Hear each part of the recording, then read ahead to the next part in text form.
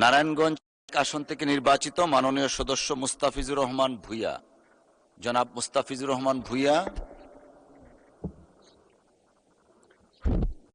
বিসমিল্লাহির রহমানির রহিম। ধন্যবাদ মাননীয় স্পিকার।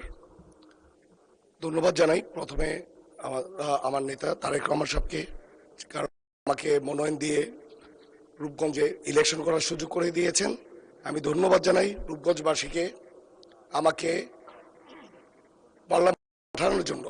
ওনারা ভোট দিয়ে পাঠিয়েছে ওনাদের কণ্ঠস্বরে যাতে আমি কথা বলতে পারি পার্লামেন্টে। এর জন্য আমি ধন্যবাদ জানাই মাননীয় স্পিকারকে যে আপনার সাথে আমার কাজ করার সৌভাগ্য হয়েছিল হিউম্যান রাইটসের জন্য।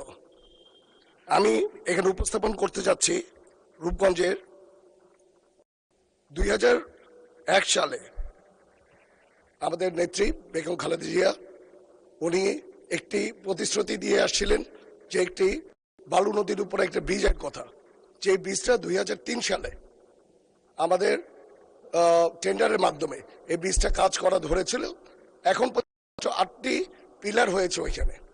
এই ব্রিজটা কাজটা বন্ধ করে রেখেছে। আমরা জানতে পেরেছি বিভিন্ন মহলের মাধ্যমে এই ব্রিজটার কাজটাকে বন্ধ করে রেখেছে। আমি আশা করব যে এই ব্রিজটির কাজটা যাতে অতি শীঘ্রই শেষ হয়।